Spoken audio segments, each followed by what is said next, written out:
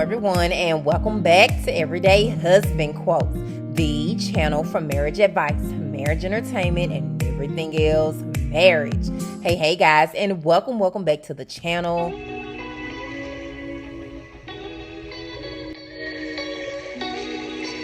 To me, it's not fair. For like Melanie, I feel that she's drugged me through the mud. You know, we've gone through our differences, but don't keep on trying to bury me. And so what you're saying is the stuff that she's putting out is not true. You've never cheated. You don't have a girl. The girl ain't pregnant. All of this stuff that's out there is not true. Let's clear the air right now. Because if it ain't true, let's say it. Well, no. Some things are true. I mean, I have cheated. But the thing is, if we started this show, Love and Marriage Huntsville, Melody decided she wanted to put all my business out on Front Street. You know, let the whole world know that Martell cheated, okay? But the thing is, she cheated before the show even started. But I'm saying, if you're going to tell your husband's side, go on and tell your side too. Make it much more interesting. You follow me? But she didn't want to do that. So it's my thing right now because everybody looking at me like, oh, Martell, you're a dog and this and that. But everybody didn't know that my wife cheated on me too. So you're saying that Melody cheated initially. She cheated before you did.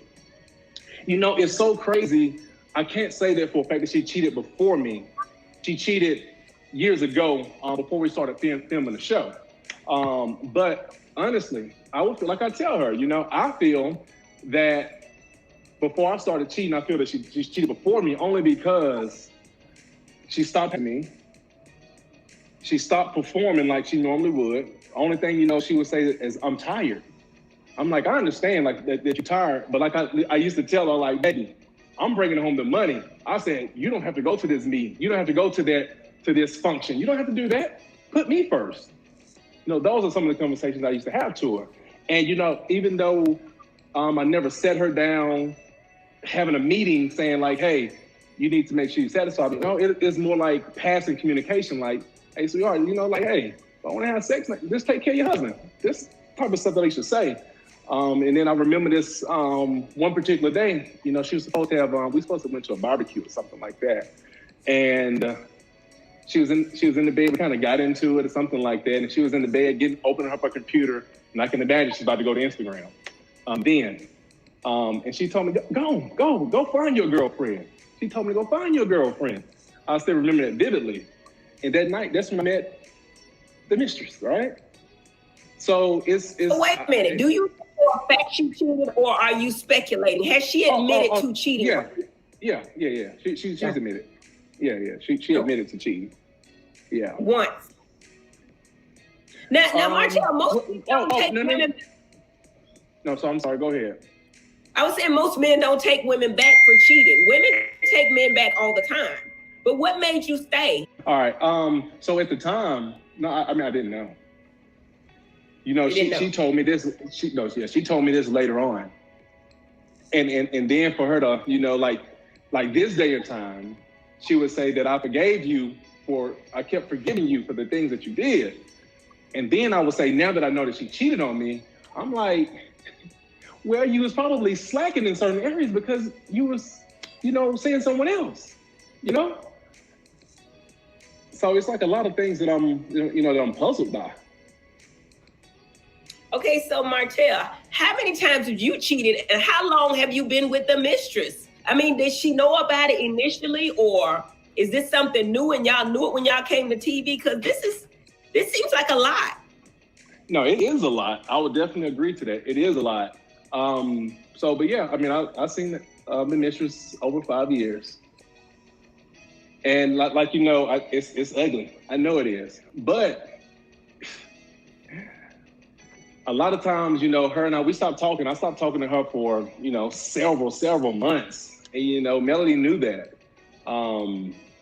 But I come home to someone who's, not only not satisfying me, but, disrespecting me with the mouth, almost talking to me like she's the man and I'm the woman or something like that, really disrespecting me. And sometimes I would tell, Melody, I know this is very wrong, but I'll say, Melody, you see how you talking to me? You see how you doing? So that's why I cheated on you right there. I would tell her right then, I would say, this is why I cheated on you. Look how you talking to me. Look how you acting toward me. So that was, that's why I kept, I stopped talking to her for 4 months, 5 months. And then I'll see my way back, because that was comfort for me right there.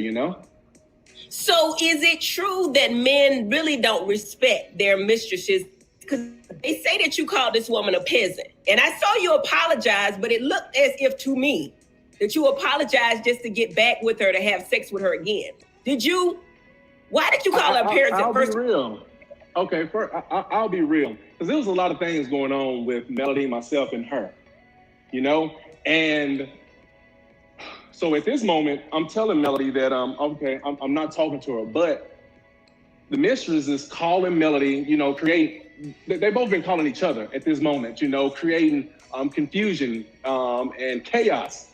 So I'm telling Melody, okay, I said, listen, I don't talk to her no more, stuff like that. So this is a point where I'm really I'm talking to the counselor, and the first thing, she's a peasant.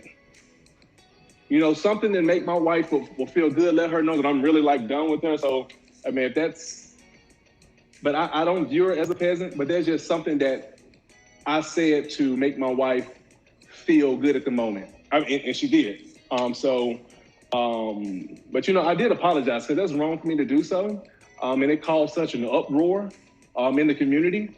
I know a lot of disrespect has been going on, but I definitely don't view her as a peasant. Are you seeing her now? Say it again. Are you seeing your mistress now? I think her name is Ariane or something like that. No. Are you seeing her now? No. Is there a baby? Don't nobody want to know if it's a baby or not. Oh, so you don't know? No, I'm saying, do anyone want to know if it's a baby? Are your people saying anything? That's what the people want to know. Is there a baby? Is people asking that? Is that yes or no, Martell? Listen, do you have a baby on the way by your mistress, Ariane? Y'all have to go ask her that. So you don't know? Is that what you're saying? You don't know? Y'all got to go ask her that. So has she been pregnant before? Yeah.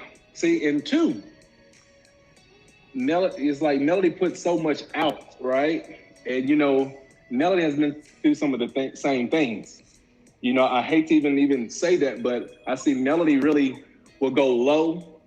And it's not even about Ariane. It's about me, because she's hurting me a lot, and Melody has been, through some of the same things. And I question Melody, was I the father?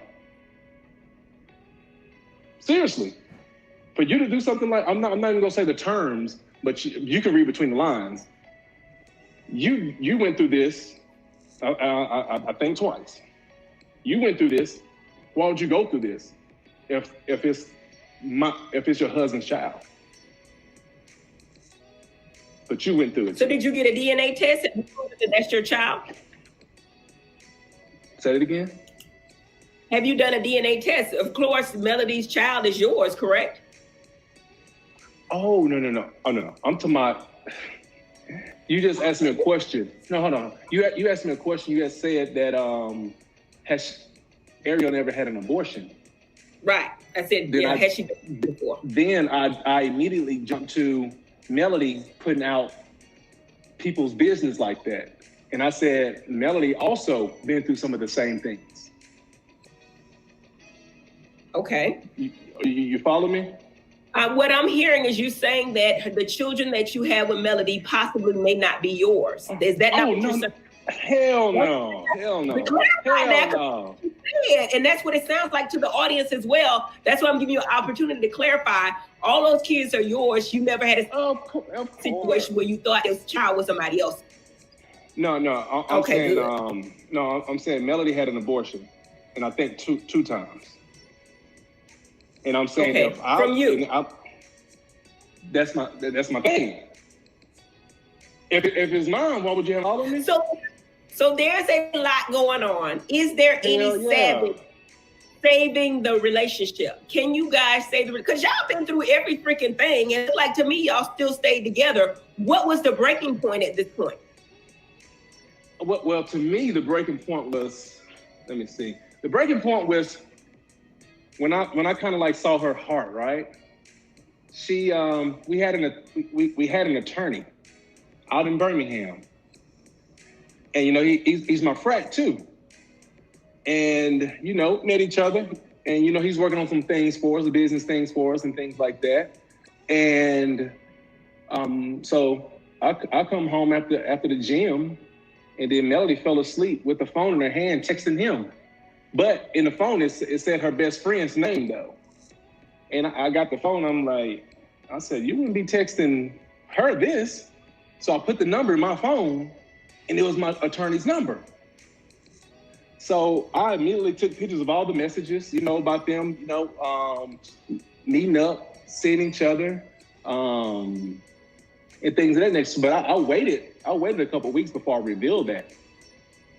And guess who sent me my first divorce document? He sent it. That is, wow. Yeah, he sent me their first divorce document, not knowing that I knew that they were seeing each other. So, and then Melody, class act. She was in. I got everything recorded too. So I started being a little petty, just like her. So I'm like, damn, us as men, we got to start doing what these women doing. They gonna keep taking us for everything that we have. So I started recording stuff. So you know, Melody was like, I swear to God, I'm not talking to nobody. I ain't doing nothing. I mean, on my grandmother, on my kids, I'm not doing anything. And I'm like shaking my head like, I got the stuff in my phone already, you know? So I'm like, wow, I cannot believe she up here like swearing like this. So